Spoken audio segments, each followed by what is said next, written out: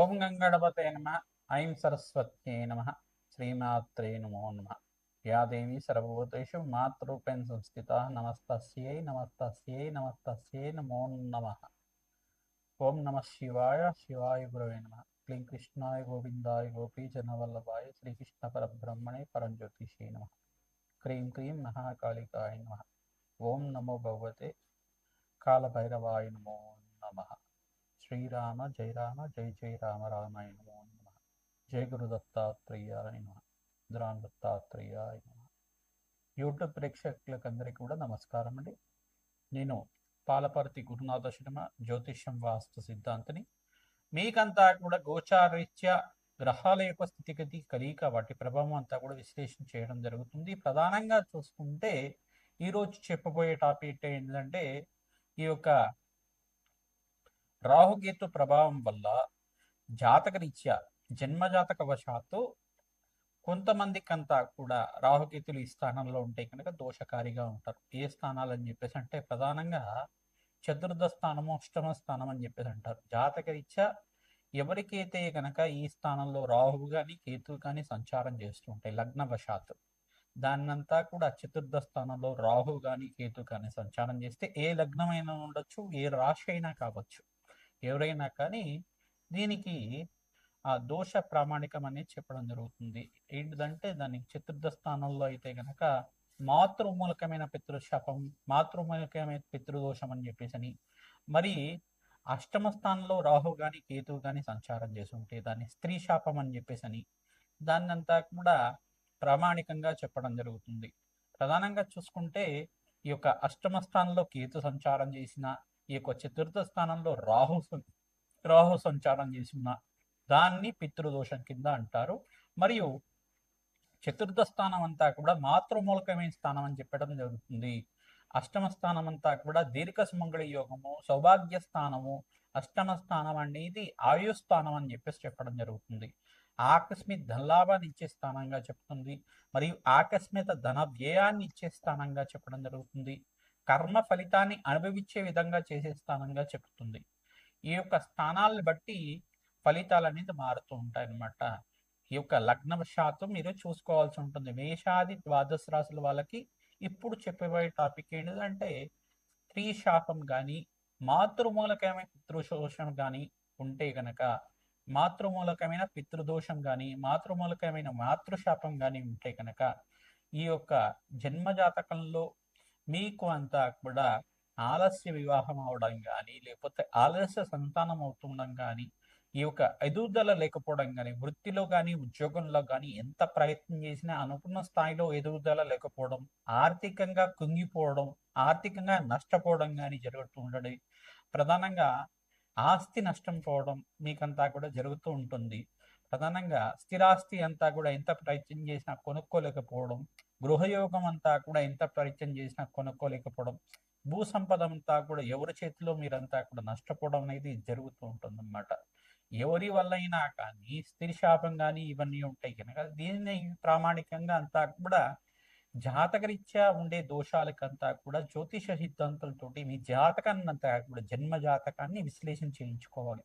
అందుకే ఈ యొక్క కర్మ ఫలితాన్ని అందరూ కూడా అనుభవించే విధంగా ఉంటుంది. కానీ దాన్ని పరిహార సిద్ధాంతం ప్రకారంగా, పరిహార శాస్త్రంలో చెప్పిన విధానంగా, తంత్రశాస్త్రంలో చెప్పిన విధంగా మీకు అంతా కూడా పరిహారం అంతా కూడా చేయించడం జరుగుతుంది. యజ్ఞ హోమాది కార్యక్రమాలు, దానాలు, గోమాత సేవ, తర్వాత రావి చెట్టుకి వేప చెట్టుకి వృక్షరాజానికి అంతా కూడా ప్రతిరోజు కూడా 27 ప్రదక్షిణాలు చేయడం, అవకాశం ఉంటే కనుక పనస చెట్టుని అంటే పనస మొక్కనంతా కూడా నాటడం, పనస మొక్క దగ్గర ఆమనయ దీపాలను అంతా చేయడం, ఇవి ఎవరైతే కనుక దేవాలయ ప్రాంగణంలో పనస మొక్కని అంతా కూడా నాటుతూ ఉంటారో మీకంతా కూడా సకల గ్రహ దోష నివారణ కలుగుతుంది. పితృశాపం నుంచి, మాతృమూలకమైన పితృదోషం నుంచి కానీ, మాతృమూలకమైన మాతృశాపం నుంచి కానీ బయటపడడానికి ఆస్కారం ఉంటుంది.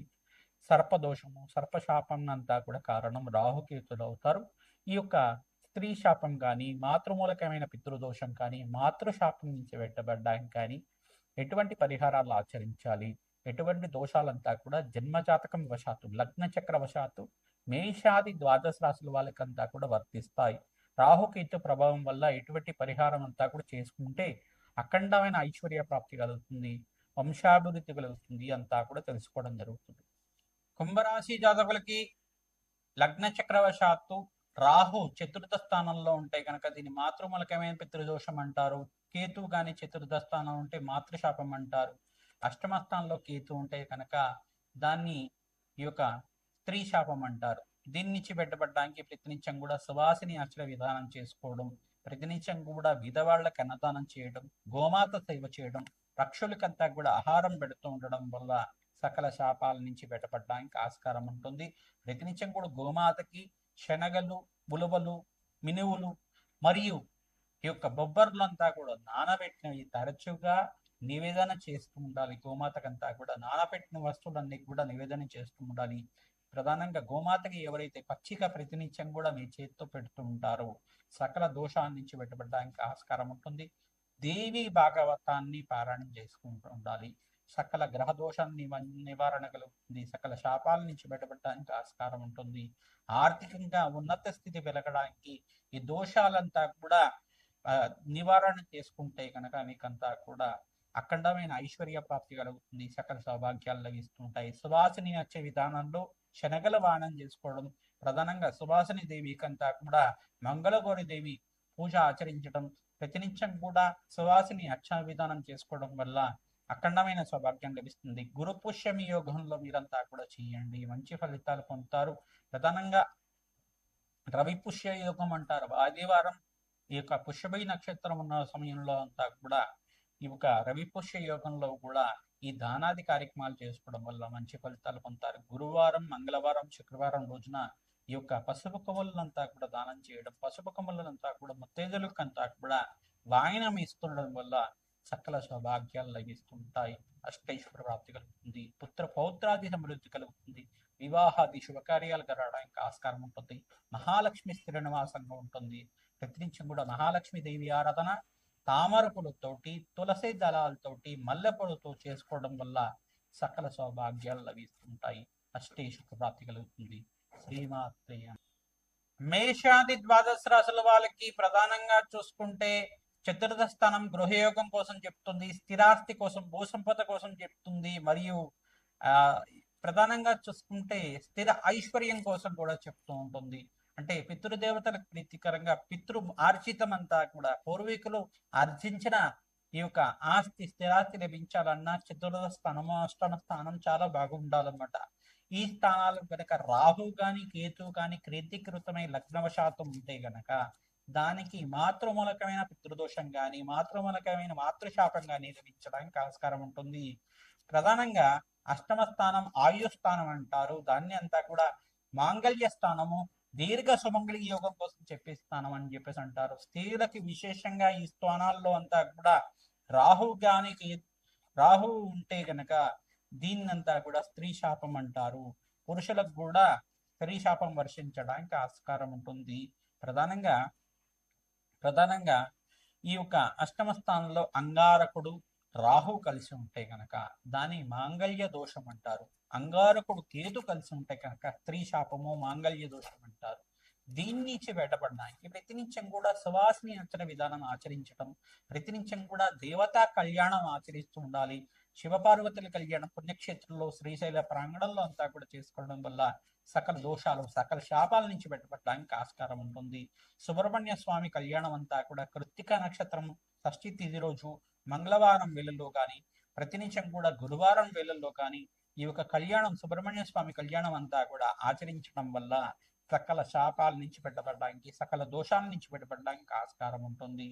పుణ్యక్షేత్ర దర్శనాలు ఆచరించాలి. ప్రధానంగా దత్తాత్రేయ పుణ్యక్షేత్రాలు కానీ, ప్రధానంగా శ్రీకృష్ణ పరమాత్మ యొక్క పుణ్యక్షేత్రాలు కానీ, ఈ యొక్క అరుణాచలం పుణ్యక్షేత్రం కానీ, శ్రీశైల పుణ్యక్షేత్రం కానీ, కాశీపట్నం కానీ, ప్రధానంగా కాశీ పుణ్యక్షేత్రంలో కానీ మీరంతా కూడా అన్నదానం చేయించడం వల్ల, అభిషేక హోమాది కార్యక్రమాలు ఆచరించడం వల్ల సకల సౌభాగ్యాలు లభించడానికి ఆస్కారం ఉంటుంది. దేవి భాగవతాన్ని పారాయణం చేస్తూ ఉండాలి. సువాసిని అర్చన విధానం చేస్తూ ఉండాలి. దేవి భాగవతాన్ని అందరూ కూడా పారాయణం చేస్తూ ఉంటే కనుక ప్రవచనాల్లాగా వింటున్నా కానీ దేవి భాగవతంలో అమ్మవారి చరిత్ర అంతా కూడా ఉంటుంది. తద్వారా అమ్మవారి అనుగ్రహం అంతా కూడా శీఘ్రంగా లభిస్తుంది. మీకంతా కూడా సకల దోషాల నుంచి బయటపడి శీఘ్ర కళ్యాణ యోగం సిద్ధిస్తుంది. సకల శాపాల నుంచి బయటపడడానికి మీరంతా కూడా ఈ కార్యక్రమాలు చేయాలి. ప్రధానంగా శాంతి హోమాది కార్యక్రమాలు చేయాలి. ప్రధానంగా రాజశ్యామల యజ్ఞాది క్రతులు, మాతంగేశ్వరి మూలమంత్ర జపాలు, తర్వాత బగలాముఖి శాంతి హోమాది కార్యక్రమాలు, కమలాత్మికాదేవి మూలమంత్ర జపాలంతా కూడా ఆచరించడం వల్ల జన్మ జాతకంలో ఎటువంటి ప్రబలమైన దోషాలు ఉన్నా కానీ పరిహారం అవడానికి ఆస్కారం ఉంటుంది. శ్రీమాత్రే నమః.